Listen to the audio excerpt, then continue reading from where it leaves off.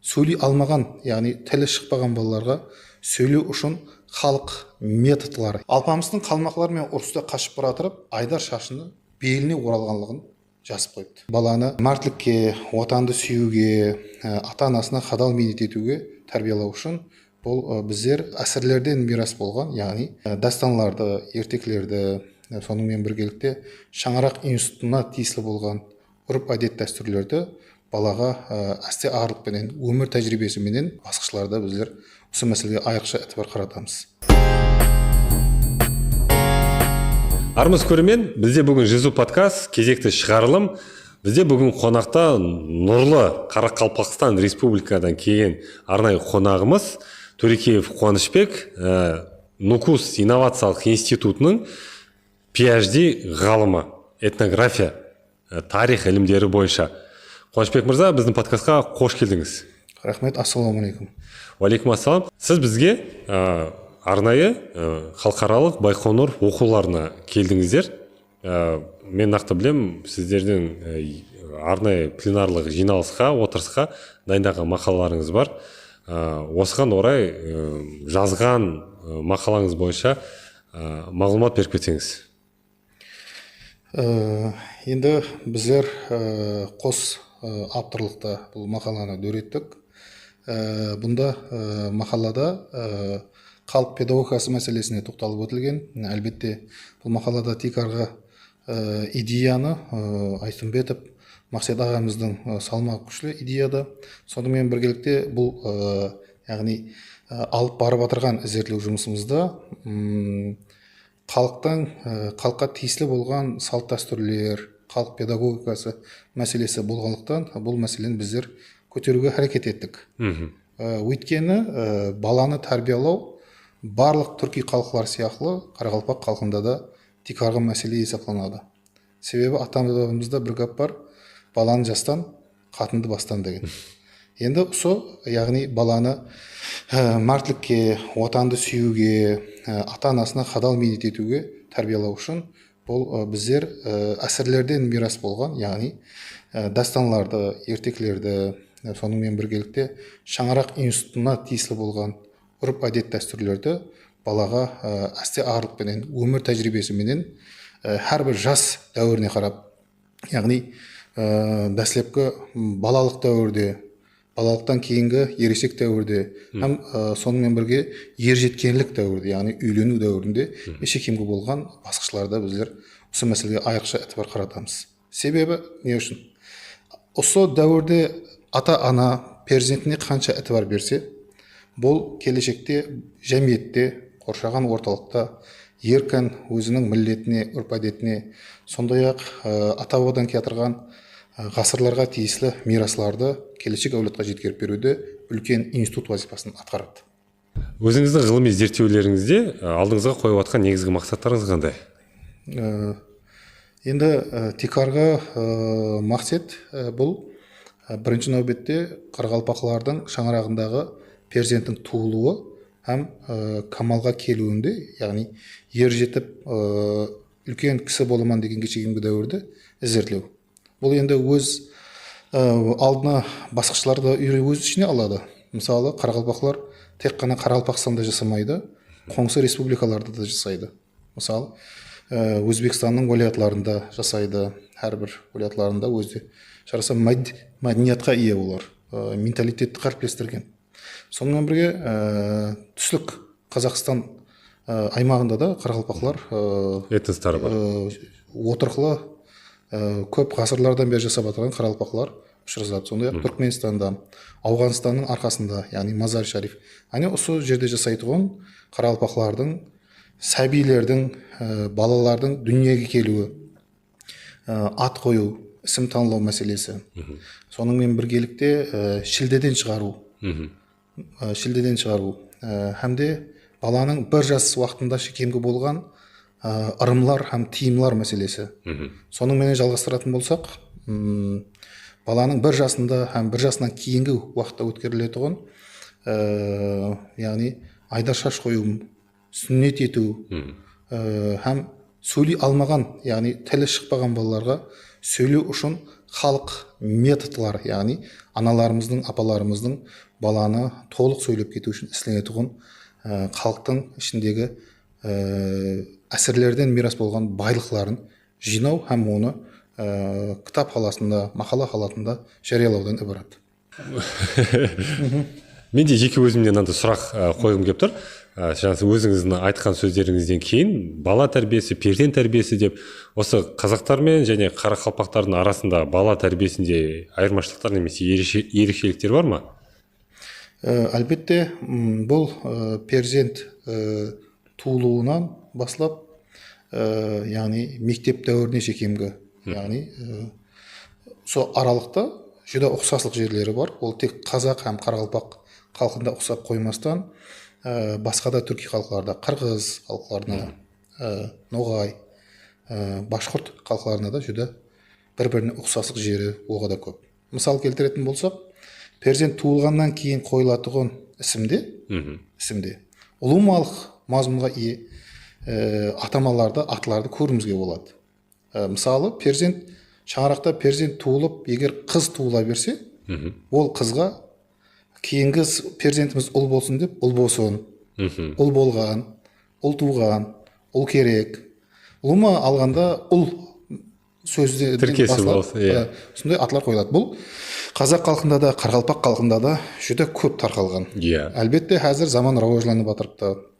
Интернет, коммуникация, телевидение, интернет дегенменен шаңырақта осындай жағдай болған уақытта қарақалпақ халқы да, әлбетте қазақ халқында да бұл жоғалып кетпеген болса керек.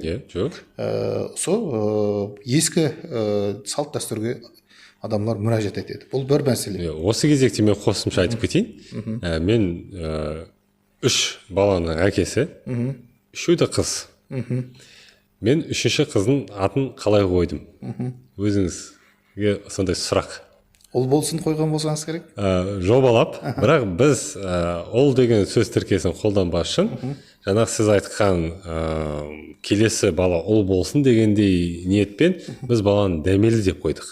Дәметек, келесі ол балаға дәметек деген ниетте қойылған ойымыз болды, және бұл біздің қазақи салт дәстүрімізден қалған, ежелден келген біздің ішкі ұстанымдарымыз.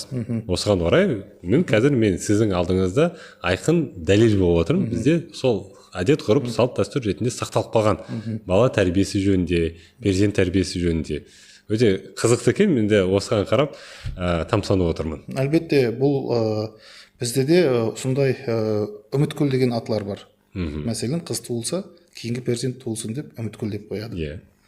Дәметкен деген бізде де бар. Дәметкен деген. Бұл енді харпілерде етібарға алмасақ, бұл бір мәністі білдіреді. Бір мәністі.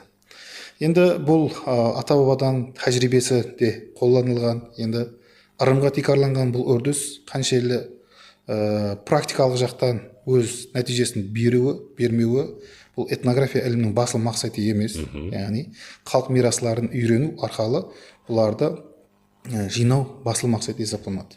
Енді қазақ халқы менен қарақалпақ халқының жүдә ұқсайтын бір балалық дәуірге тиесілі үрдісін айтып өтуіміз орынды дәстүрін. Бұл қазақ халқында тұсау кесер деп айтылады. Қарақалпақ халқында тұсау кесу деп айтылады. Әне осы тұсау кесуде тикарынан бірнеше көрінісі бар қарақалпақларда.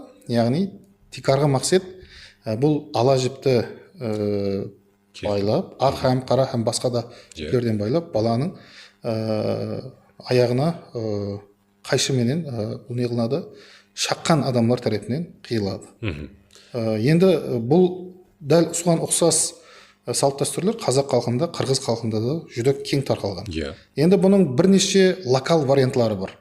Мысалы етіп қарайтын болсақ, Қарақалпақстанның Қоңырат һәм Қанлыкөл аймақтарында, Шоманай аймақтарында да бір вариант көп көзге тасылынады. Бұны архив құжаттарынан біздер анықтастырдық. Бүгінгі күнде де бұл жүдә жақсы сақталып қалған. Бірнеше балаларды жинап, бұлар ортасында жарыс өткеріледі. Егер кімде-кім тез жүгіріп келсе, әне сол шаққан бала деп есептелінеді. Һәм бұл балаға сауға беріледі. Шірілікілер, мысалы. Енді заман рауажланып бара жатырыпты.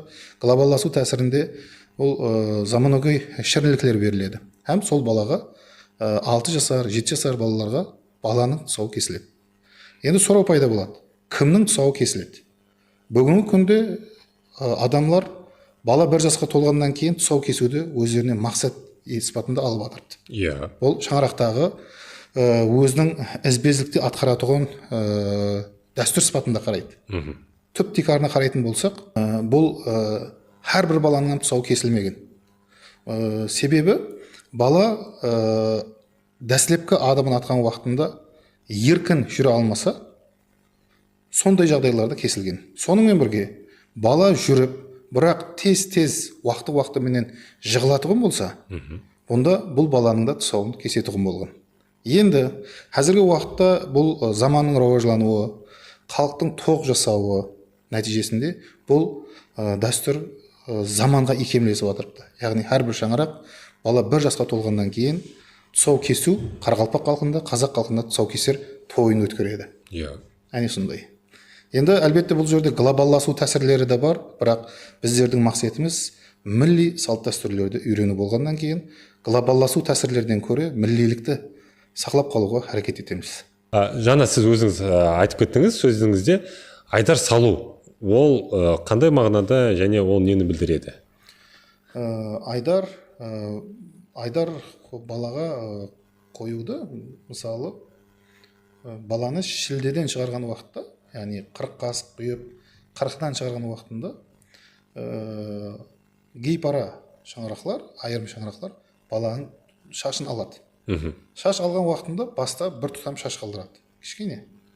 Бұл шаш зерттеулер соны көрсетеді, бірнеше дәуірде алынады, бірнеше басқышта. Мәселен 5 жаста 7 жаста алынады. Тарихи этнографиялық ғылыми зерттеулер соны көрсетеді. Бұны хәтте неке құру дәуірінде неке құрғаннан кейін бірінші перзент туылғаннан кейін де алынатын жағдайлар ұшырасқан. Бұл не үшін оған қойылады деген сұраққа жауаптасыз әрекет етейік. Тикарғы 1000 жыл бұрынғы һәм онан алдыңғы дәуірдегі жазба мағлұматларға сүйенетін болсақ, архив жүреттеріне сүйенетін болсақ, бір үйде, емаса бір шаңырақта, бір отауда перзент туылып дүнияға келгеннен кейін ұзақ жасамаса, әне сол кейінгі туылған перзентке ұзақ жасасын деген мақсатте бұл шаш қойылады. Себебі халықтың әйемгі, яғни алғашқы сенімдеріне тикарланатын болсақ, адамның шашы адамды, яғни сәбиді сақлайды деп есептейді. Сондықтан да сәбидің алынған шашы, ол 40-нан шыққан шашы болсын, ямаса айдар шашы болсын, ұлыма адамзаттың, яғни адамның шашы кез келген жерге тасланбайды. Себебі бұл шаш аяқтың астына түссе, сол шашы алынған адамға зиян келеді деп есептейді. Сол консерватив, яғни ескі алғашқы дәуірден қалған сенімдерге сүйенетін гей-пара адамлар 20-ші ғасырдың, яғни 20-ші ғасырдың басында осыған әмел қылған. Уақыт өтуіменен бұл өз ақырлық өзгереді. Ересек, яғни 20 жастағы, 25 жастағы балаларда айдар шаш қою жоғалып, тек қана кішкене мектеп дәуіріне шейінгі басқышта ғана сақланып қалынған. Енді бұны пәнлер арасында жүдә бір күшлі мағлұматлар ұшырасады халық арасында. Мысалы, алпамыс дастаны түрки халықтарда кең таралған. Қарақалпақлар арасында алпамыс дастанының 8 варианты бар. Әне сол варианттың 5-ші вариантында алпамыстың қалмақлармен ұрыста қашып бара тұрып, айдар шашыны беліне оралғанлығын жазып қойыпты. Демек, содан көруімізге болады, алпамыс ол жігіт дәуіріндегі суретленген дастанда, демек, ол қалмақлардан қашып бара тұрған болса, сәби сірә қалмақлардан қашпайды, атқа мінбейді. Ол ересек батырдан қашып кеткен, яғни үлкен жастағы жігіттің шаш қойғанлығын көруімізге болады. Сондай-ақ Қазақстанның Қарағанды университетінің ғылыми зерттеушілері, археолог алымлары 2015 жылы бір мақаланы жариялайды. Бұл мақалада ерте темір дәуіріне, алғашқы темір дәуіріне тиесілі хайкеллер табылады. Бұл тас хайкеллер, тас мүсіншелер, бұл адам бойымен тең мүсіншелер. Әне сол мүсінде айдар шаштың, яғни сол бейнеленген көрінеді. көрінеді. Әне осындай. Демек, бұл қазақ халқында да кең тарқалған, қырғыз, ноғай, сондай-ақ қарақалпақ халқында кең жайылмақта. 90-шы жылларда бұл жүде азайған болса, бүгінгі күнде айдар шашты қою кең тарқалып жатыр һәм бұл мәнісін өзгертіп жатырыпты. Яғни шаңырақта бірінші перзент ұл туылса, қыз перзентлерден кейін ұл туылса, ұл перзентлер туыла беріп қыз туылса да айдар шаш қою халатлар ұшырасады. Сақталып қалған. Сақталып қалған. Тамаша. Әне сондай. Бізде де қазақ елінде де осы салт дәстүр кездесіп жатады, бірақ ақырындап жыл сала келе ұмытылып келе жатқан сияқты. Енді бұл жерде бір нәрсені көруімізге болады. Түрки тілдес халықтардың баршасында дайы институты бар. Бұл дайы қазақ тілінде нағаш деп айтылады. Яғни нағаштың атқаратын рөлі бар. Перзентті атқа міндіріп шашын алған уақытында дайысы оны атқа міндіреді һәм ат ямаса тай әпереді. Уақыттың өтуіменен аттың жүде қымбат болғанлығы, әрбір адам атты сатып ала алмағаннан кейін бұл аттың орны жандылықтарға өзгереді. Яғни қой, ешкі. Айрым жерлерде бұл ірі шақлы малда беретін халатлар ұшырасады, майда шақлы малдар беретін халатлар ұшырасады. Бүгінгі күнде заманауи көрінісі велосипед әперіп, оған киімдер әперетін халатлар менен өз көрінісін заманға сай қылып икемдестіріп жатыр. Әйтеуір адаптация жүріп жатыр дейсіз ғой. Әне сондай. Салт дәстүрін әйтеуір ол сақталып қалса, ұмытпасақ деген секілде заман кетіп жатыр. Қарақалпақстанда, әлбетте Қарақалпақстанда да қазақтар жасайды. Қазақтар арасында бүгінгі күнде бұл тай әперу, ат әперу сақталып қалған. Әсіресе Тақтакөпірде мүлік деп аталған ауылда, бұл Қызылордаға жүде жақын арасы. Сол ауылда дайы, яғни нағашымен байланыслы үрп әдетлер, салт дәстүрлер жақсы сақталып қалынған. Қарақалпақлардың Шымбай деп аталған районы бар, үлкен бұл ауылда.